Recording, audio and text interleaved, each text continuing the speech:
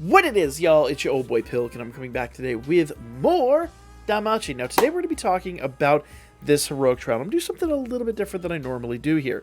Now, typically when I build these out, you guys know I build, like, this really insane team, and it's all max limit broken, and I do have a lot of MLBs on this team, but it is worth noting for this team that I am lacking 2 bonds on Ryu, and 2 bonds on both Fia and Eyes, who are my resistance and my attack damage buffs. So, Fia would normally be 20% Thunder Resist and 15% AoE and single target resistance. Instead, she's 15% Thunder Resistance and 10% AoE. So she's lacking some stats. Eyes as well would normally be 20% magic attack and 15% strength and critical damage. Now she's be strength and critical damage 10 and thunder attack 15. Or thunder attack technically down 15, I guess I should say. So, no wait, that is thunder attack 15. I can read. Anyway, doesn't matter. It's not hugely relevant. Just know that my assists are not optimal, and I even have Ryu at a bit of a disadvantage. But we've got to beat this in 9 turns, and I will come out of the gate and say, guys, immediately, if you have the water team will do this, no questions asked. So, go ham. Period. But here's the deal. This Welf buffs his physical resistance and his magic resistance. He comes out of the gate neutral to both parties, so you can use a mixed team like I'm using of physical and magic to great effect. However, he will buff his resistances. So you've got to get early debuffs out there, and you've got to get those debuffs replicated. It's massively, massively important. So what I'm going to do basically is I'm going to come out of the gate here, build up an SA, and I'm going to do an SA as early as I can with Osfi, and I'll show you why. But after that, then we're kind of building up to the usual turn 9, just slaughter. So, yeah, let's go. Now, as you guys know, Line is going to buff her critical rate, penetration rate, and counter rate, but also 33% SA gauge charge. That 33% SA gauge charge is huge in this fight. Everybody else is just going to do their skill 1 just to get their general buff stack out. It is worth noting that we do have a 45% strength and magic debuff on that skill 1 for Osfi, but we're not really utilizing that. It's not insanely important. It just happens to be there. And if anything, it's actually holding us back a little bit because we need some counterattacks, and so long as we're getting hit by zeros, we're not getting counterattacks. But there's not much we can do there. Now, we are going to be going all single target. You will notice that Welf is solo on this. He's the only attacker. So we're going to go ahead and use this Welf to debuff single target damage. And everybody else is going to move on to their skill 2s just to get out there, basically to get out their biggest, best attacks and damages.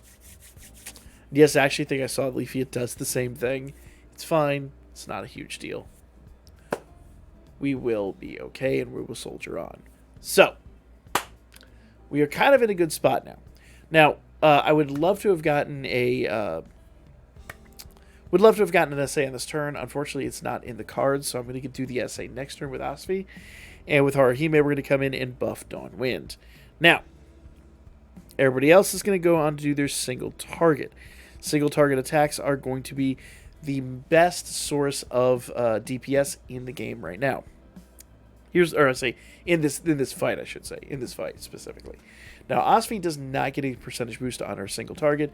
Everybody else pretty much does. So, Osfi puts us at a tiny bit of a disadvantage, but her SA here is going to take physical resist, magic resist, and thunder resist down 50%. Now, Welf has buffed, and his buff is magic resist and physical resist up 80%. 80%. So we're basically not able to produce any damage with those elements. Now, water attribute damage is up 10%, and magic is up 10%, but we will take that water damage down, or thunder damage down, I should say, drastically. And you will notice that physical resistance is now 45, where magic resistance is 55. So, physical resistance will be -5, while magic resistance will be 5. The thunder will be down far enough, it's not going to be that big of a deal. Let's go ahead and do this thing. Okay? Now, once again, everybody else is going to do their skill 3, with the exception of Haruhime, who, oh, I have her doing Dawn Wind, and she actually needs to be doing Blowing Wind, but that's okay. That's a mistake, but it's not going to be the end of the world. We really need to get these debuffs out. That's going to be the most important factor here. Okay, so I'm going to go back and do Blowing Wind now, because I should have done that last turn. And everybody else is going to kind of go back to do their single target. Now, we can buff extra actions here, but I don't think it's insanely necessary for a number of reasons. So we've got Magic Resist down, Thunder Resist down, Physical Resist down, 1 unit Resist down. I pretty much have everything down that we're going to need. And yeah, that is pretty much that. We do have a few other resistances that had I done Blowing Wind on last turn, we would have had down, but I mean, I kind of messed that one up pretty good. Now, we can actually do a few of, I mean, we can rebuff things here. His Strength to Magic 45%, but if I'm honest, if I do rebuff that, or I say re-debuff that, then we're not taking any damage at all, and we're not getting counters. And counters are really important to the late game, especially now that a lot of these units already do Thunder Physical or Thunder Magic damage on their attacks. So I'm gonna negate that creatively, just to make sure that we get a little bit more damage out. I think that 45% hurts us more than it helps us, at least in this situation. It's usually the other way around, but this situation, that's just kind of where we're sitting. So, Blowing Wind. Blowing Wind has 3 turns left. Or sorry, Dawn Wind has 3 turns left, so we're doing Blowing Wind.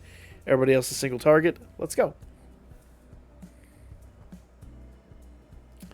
Now, it is also worth noting, I happen to realize now that I probably should have rebuffed Leafia's single target attack, but because she gets an extra action that is single target, so it would have helped on that turn, and I bet you it's gone on this turn. It is. So that's another big mistake that I made, but I can rebuff it here. I mean, I say it's a big mistake. I don't think it's really that huge of a deal. Normally on this turn, we'd have to rebuff Dawn Wind, and I'm going to go ahead and do it just to get us back on the normal track with Haruhime. So we would have done Blowing Wind every other turn. We're going to go do Dawn Wind now. We're back on track, and Leafia is rebuffing her single target attack. And we're going to continue building up to that triple SA. Now, it is important to note that the resistances have made a major factor. Like, where he's down to half health, and we've got to just keep just hammering down on him. We've got to get rid of as much of that health as we can going into that final turn. Now, if we did not do the early, and I've actually attempted this, if we did not do the early debuff, then right now he'd be sitting here and with like maybe 10% damage taken off. So we're sitting really good at this point. Okay, going back to doing all single targets. Haruhime is going back to doing Dawn Wind. Let's make sure, yep, debuffs are all in place. 1 unit resistance is about to wear out. And Dawn Wind is good. Let's go. Okay. Now, I'm a little worried we're not going to get our triple on time. And I think that's because I didn't time this correctly. But I actually think we might be fine. Let me see here. We'll do Blowing Wind. We'll do all singles.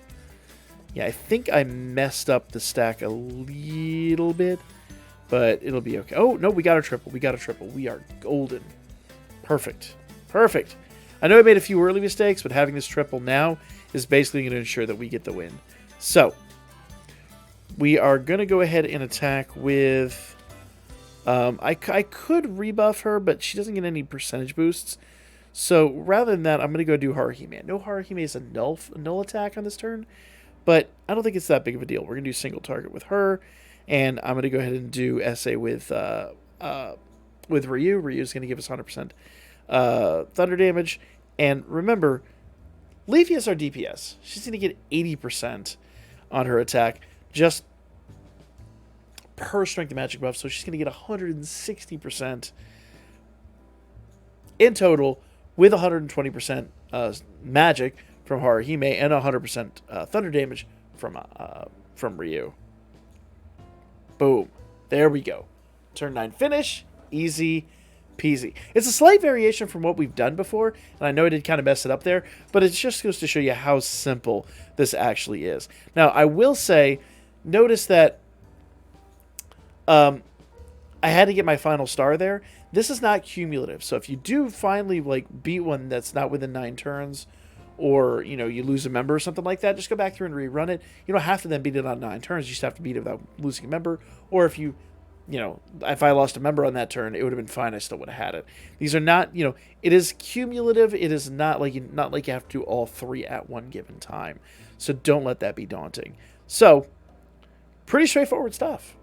And then don't forget, once you cleared this, then go ahead, go in with quest skip, and I forget how many it is, but I'm just going to do 10 real quick. And we'll need to drop some stamina items. Oop, I need one more. Here we go. I think I got too many on that one. That's all right. Boom. So, use your skip tickets appropriately. I actually have a few more I can drop there, but I'm going to go ahead and hold off and do those after the video. Now, let's talk about the rewards, because this is an interesting situation. Okay? We have 2 assists here. Now, I always say assists are a better value. Reason being, if you were to go get star bonds, Welf, who, by the way, I don't know how often you're actually going to use him on the water team. He's good, but I think the water team is so good nowadays, he's been left severely in the dust. So I'd be looking at the 2 assists. Now, for me, it's a no-brainer. I'd be going Haruhime and Winnie. For 2 reasons. Number 1, I actually have them, which is a thing. And that actually brings me to my other point. But number 2, I just really like what they do for the team. So, when it comes to Haruhime and Winnie, if their max limit broken, they do status buff down 3 turns and ally 75% heal, prioritizing the ally with the lowest percentage HP. So basically, you put them on a team in War Game, whoever, put them on, slot 5 or slot 6. Whenever they come into battle, they're immediately going to debuff your opponents and heal the person with the lowest HP. They're a huge asset to a good War Games team. Now, Seer. Seer, on the other hand, she'll do strength plus 15%, foes critical rate, penetration rate, and counter rate down 25%. I don't know how often you're going to use that because you have so many units that combine strength plus 15% with something else like ailment resistance or all that good stuff. I kind of don't see this as a very valuable unit in the current realm of the game.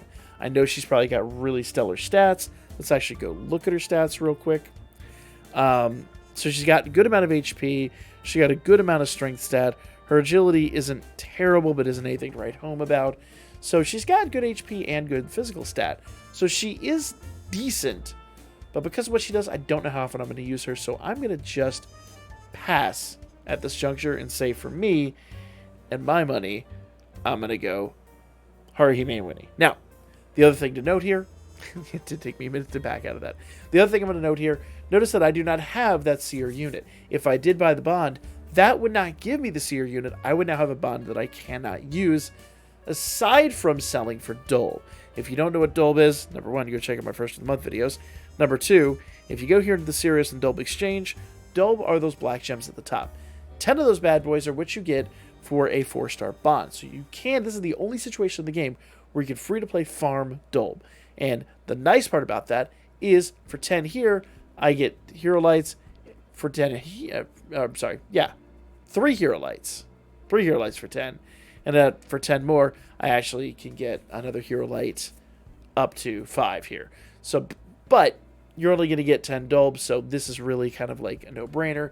If you have Dolb, if you don't have any of the units, you don't need any of the units, come get your 3 Hero Lights. It is literally the only way in the game to farm that. So this is not going to give you a unit you don't have. It's literally just a bond. But if nothing else, it's free Hero Lights. So, even if you don't have these units, farm them. It is totally, totally, totally worth. These are very, very valuable still in this realm of the game. So, for now, that's going to be the video. Let me know your thoughts and comments down below. Like, comment, share, and I'll catch you guys on the next one.